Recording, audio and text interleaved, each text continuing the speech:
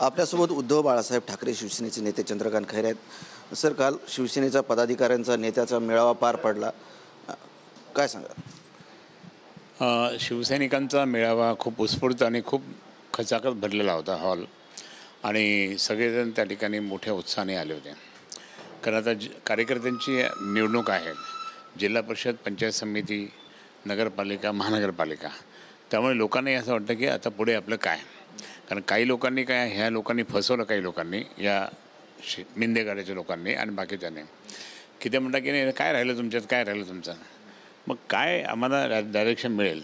जसं मातोश्रीमध्ये सगळ्या पदाधिकाऱ्यांनी डायरेक्शन दिलंच उद्धवसाहेबांनी, परंतु आम्हाला आता स्थानिक नेत्यांकडनं काय मिळेल, आणि म्हणून त्या ठिकाणी खूप मोठ्या प्रमाणात ते आले होते. काल नतमस्तक झालात तुम्ही. मी नतमस्तक ह्याच कारण झालं की तुम्ही सगळेजण त्या ठिकाणी जितके पण इथे बसले ते सगळे एकनिष्ठ आहे, म्हणून तुम्ही एकनिष्ठांना मी दंडवत घातला.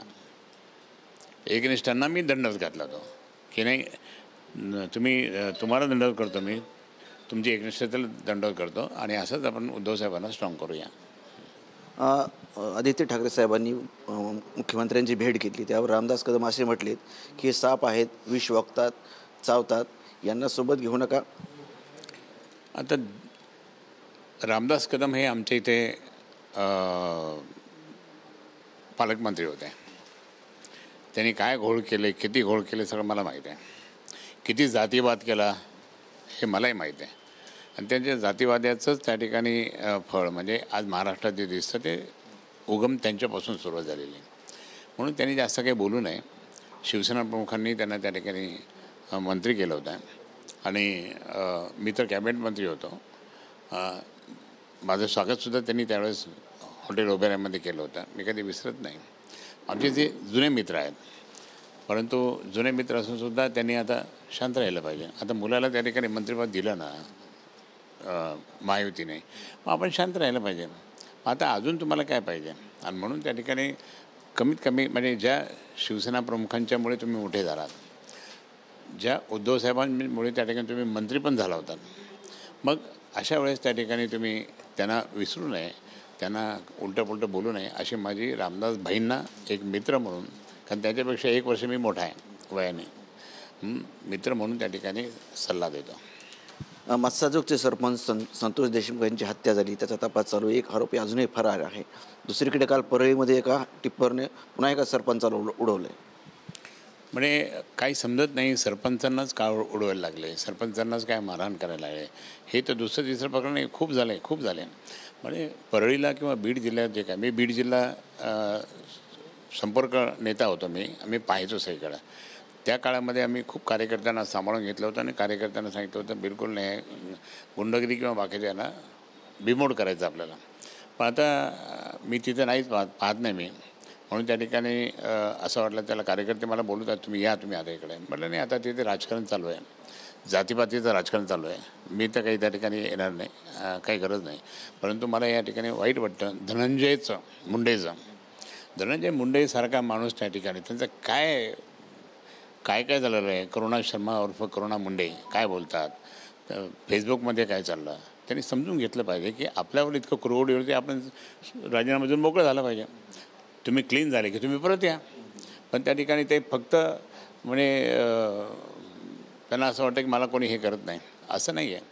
शेवटी भारतीय जनता पार्टीमध्ये सुद्धा काही ना काहीतरी चालू आहे यांच्या अगेन्स्टमध्ये. सरकार बदनाम व्हायला लागलं, आणि सगळीकडे मोर्चे निघायला लागले, मराठा समाजाचे असो की बाकी सगळ्या समाजाचे मोर्चे. फक्त एकट्या मराठा समाजाचे नाही निघत, सगळ्या समाजाचे त्या ठिकाणी निघायला लागले. कारण यांची ती दादागिरी, यांच्या कार्यकर्त्यांची दादागिरी, म्हणजे जवळपास किती लोक मारले गेले, किती लोक मृत्यू, त्यांचा तपासच लागला नाही अजून काय. मग अशा गुंडगिरीला कुठेतरी थांबवलं पाहिजे का नाही. आणि म्हणून त्या ठिकाणी मोका लावला. मी मुख्यमंत्र्यांचं सुद्धा त्यांना धन्यवाद देऊन मोका लावला. पण ह्या माणसाला तुम्ही काहीतरी करा ना. कोण? आकाला. आणि त्याच्यानंतर आकाचा वावस कराडवर मोका लावलेला नाही. त्याच्यामध्ये वाल्मिक करारावर मोका लावला नाही. तुम्ही वाल्मिक करारला त्या ठिकाणी तुम्ही म्हणजे जसे लोक म्हणतात, जशी ती आपले यांची मुलगी म्हणते, संतोषची मुलगी म्हणते की वैभव म्हणते की फाशी द्या यांना, तर तसं त्या माणसाला फाशी दिलीच पाहिजे का त्याने मुलाचे कर्तृत्व पाहणं आहे आणि म्हणून हे जर असं असेल तर त्या ठिकाणी कुठेतरी याच्यावर तुम्ही अजून का करत नाही हा एक संशय निर्माण होतो सगळ्या जनतेमध्ये. आणि त्यांचे जे बॉस आहेत म्हणजे धनंजय मुंडे यांनी तर स्वतःहून आता त्यांच्यावर जितके आरोप यायला तर त्यांनी स्वतःहूनच राजीनामा दिला ते सगळं प्रकरण शांत होईल, सगळं प्रकरण शांत होईल. पण ते का करत नाही काय होऊ देत आहे समजत नाही. म्हणून त्या ठिकाणी अशा ह्या गुंडगिरीला कुठेतरी बिमोड केला पाहिजे आणि त्यांना थांबवली पाहिजे. जनतेला भयभीत झालेली आहे बीडची म्हणून ते थांबवलं पाहिजे असं माझी सूचना आहे. अनेक जण म्हणतात त्यांनी राजीनामा दिला पाहिजे, परंतु अजित पवार असे त्यांच्या पक्षाचे अध्यक्ष आहेत किंवा पक्ष म्हणून कुठलेही राजीनामा त्यांच्याकडून मागण्यात आला नाही अजून. नाही आपण यांनी स्वतःहूनच दिला पाहिजे. धनंजयने स्वतःहून जर दिला तर ह्या सगळ्या लोकांचं जे काही यांनी वाचवलं तर तो त्यांचा आरोप पण क्लिअर होऊन जाईल. म्हणून यांनी स्वतः त्या ठिकाणी राजीनामा माझ्यावर इतका आरोप होताना मी राजीनामा देतो आणि मग तुम्हाला जे काही सगळं न्यायप्रविष्ट असल्यामुळे त्या ठिकाणी जसं क्लिअर होईल तर मी मग नंतर परत जॉईन होईल असं काहीतरी बोललं पाहिजे त्याने. पण जर असं बोलत नाही तर त्या ठिकाणी मग लोक अजून चेवत येतात याच्यात यायला लागलं हे काय चाललं म्हणून. काल तुमचा मेळावा झाला, पुढे महापालिका आहेत, परंतु काहीमध्ये बातम्या आल्या की तुमचे नगरसेवक शिंदे गटात जाणार. नाही आता कोणी जात नाही आता कोणीही जात नाही. मी सगळ्यांशी त्याशी बोललो.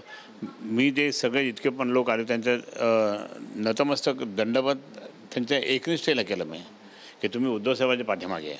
उद्धव साहेबांना सपोर्ट जबरदस्त केला म्हणून आता मला नाही वाटत की कोणी जाते म्हणून. नक्कीच होते चंद्रकांतजी खैरे. कॅमेरामन हर्षल निकमसह संजय सरोदे, TV9 मराठी, छत्रपती संभाजीनगर.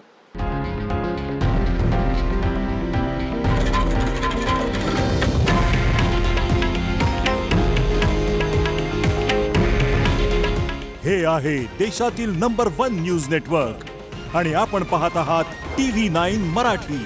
काळजी तुमची, हित महाराष्ट्राचं.